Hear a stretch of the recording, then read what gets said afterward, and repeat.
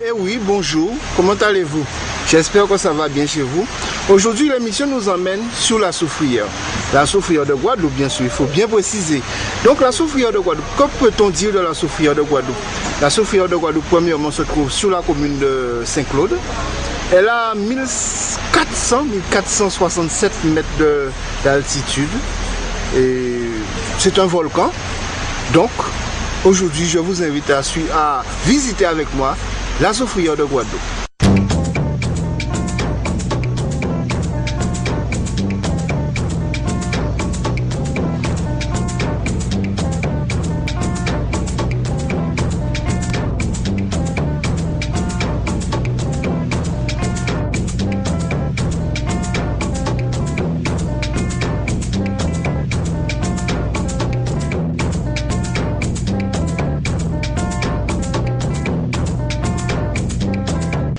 Si vous désirez gravir la soufrière, il vous faut démarrer depuis les Bains Jaunes.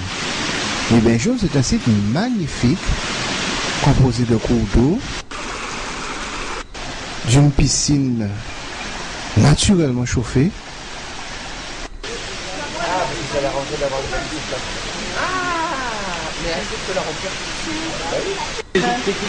Nous avons là l'escalier qui vous permet d'entrer dans la piscine. Des touristes locaux comme étrangers. La possibilité aussi vous est donnée de surveiller vos enfants afin de vous assurer de leur sécurité.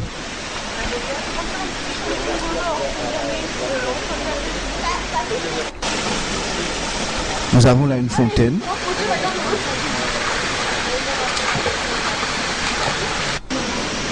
Donc tout de suite après, nous pouvons emprunter le sentier qui vous mène vers le sommet de la montagne. Nous voyons que la végétation est particulièrement verte, florissante. Un chemin de pierre nous conduit.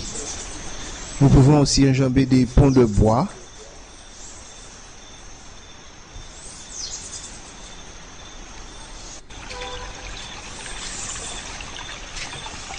Des cours d'eau un peu rouillés, couleur rouillée.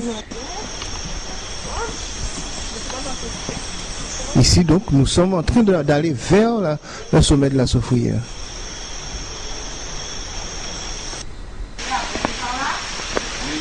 Donc, après les descentes, il faut monter.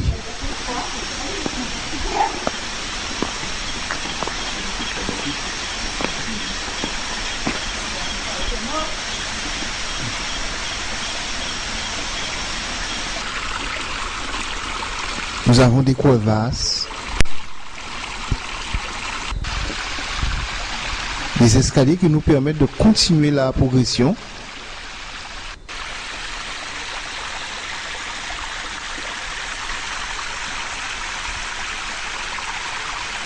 Tout ceci dans un site magnifique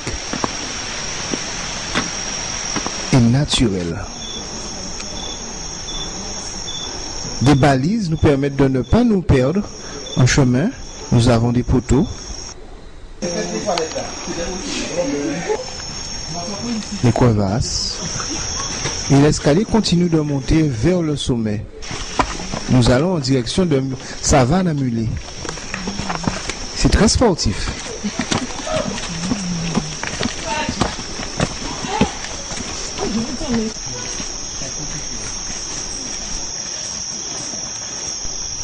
Il nous faudra compter aux environs de 20 minutes à 30 minutes pour arriver à Savane-à-Mulé. Cela nécessite de bonnes jambes afin de progresser sur ce chemin de pierre. Là, nous avons des directions ou bien aller vers la citerne, le galion, ou retourner vers les Bains Jaunes, ou bien encore monter vers la soufrière. Donc, il faut compter 1h30 pour arriver au sommet. Non, pareil. Il y a un problème. Non, pourquoi? Eh oui, il faut continuer, il faut monter. La végétation verte. Et les randonneurs sont plusieurs. Ils sont accompagnés, généralement. Ce qui donne du charme à la progression. Nous sommes presque arrivés. On y est arrivé.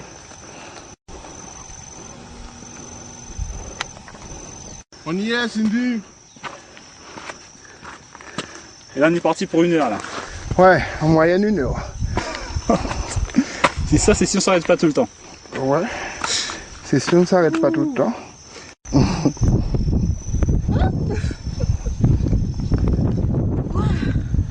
Dur. Elle a réussi.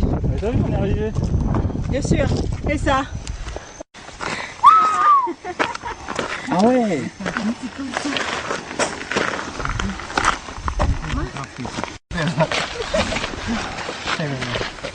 Somos chicas más resistentes.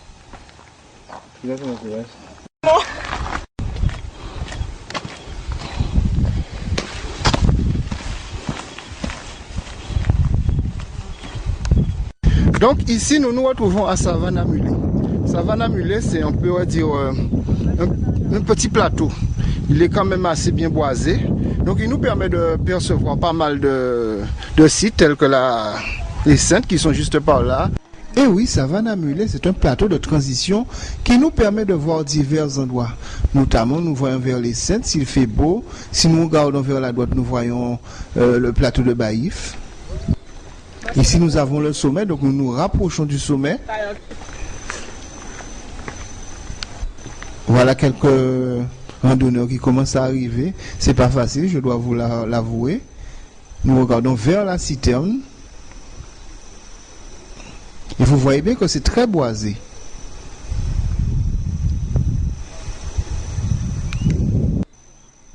Vous voyez la végétation bien verte. Ici, nous avons l'ancien chemin qui nous permettait d'arriver jusqu'à Savannah-Mullet. Vous voyez les éboulements, ce qui interdit l'accès aux voitures jusqu'au parking de Savannah-Mullet. Nous avons une pierre bien au centre, on pourrait dire une pierre volcanique. Et là, si nous regardons droit devant nous, nous allons vers la citerne. Voilà quelques recommandations aux visiteurs.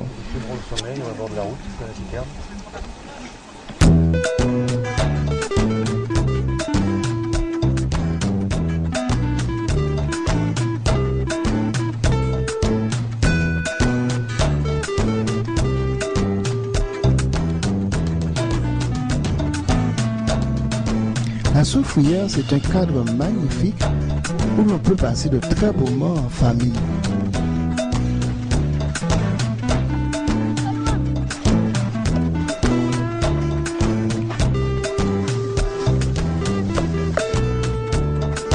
Et oui, la mère qui donne le goûter à ses enfants.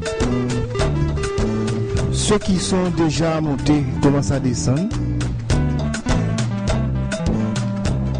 Nous avons une végétation très colorée. Putain, on a fini par redescendre avant.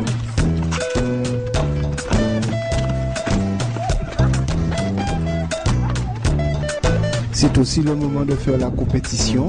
Ceux qui sont plus forts progressent plus vite que ceux qui sont plus faibles. Ici, nous avons une petite chapelle très très intéressante. Nous regardons vers le bas et nous regardons vers le haut. Des balises, toujours des balises pour nous faciliter la tâche. Une végétation luxuriante. Et d'ici nous voyons Savannah-Mullet. Mais nous avons déjà enjambé le plateau.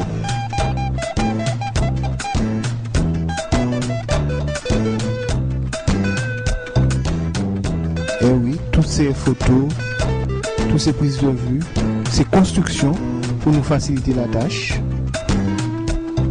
Et voilà ceux qui redescendent, ceux qui regardent. Les lichens, jaune, vert.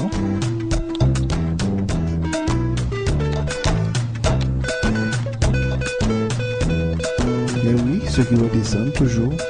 Effectivement, il y a ceux qui montent, il y a ceux qui redescendent.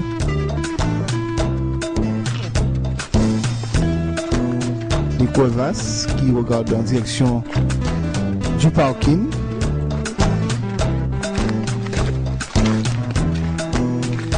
Et nous continuons la progression vers le sommet à la rencontre d'autres randonneurs.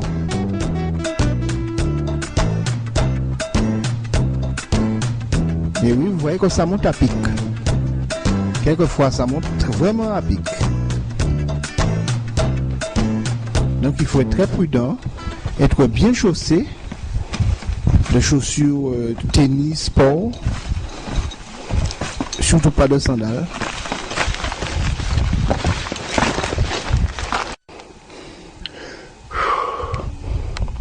Ce qui est agréable, ce sont les panneaux pédagogiques qui se trouvent sur la soufrière qui nous permettent de comprendre son fonctionnement. Ici, nous avons le diablotin. C'est un oiseau qui a disparu déjà depuis pas mal de temps. Nous voyons la manière dont la chasse était faite dans le temps.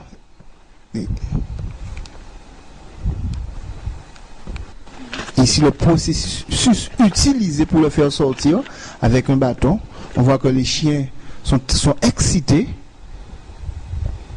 Et une question, combien d'œufs le diablotin pondait-il? La réponse, dans un moment. Donc nous continuons la progression, ce qui nous permet de rencontrer d'autres randonneurs, comme je vous le dis, ceux qui redescendent, ceux qui sont un peu fatigués, c'est pas évident, c'est pas toujours évident, mais ce qu'il y a de bon, c'est d'avoir le courage de monter jusqu'au bout, d'aller jusqu'au bout de la course. Et là, on peut découvrir bien des choses agréables et intéressantes. Donc nous laissons passer et nous reprenons la course. Nous sommes déjà dans les nuages, comme vous pouvez le constater, donc nous nous rapprochons du sommet. Donc plus nous nous rapprochons, plus le sentier devient exigu. Donc vous devez laisser passer, laisser la priorité afin de faciliter le passage.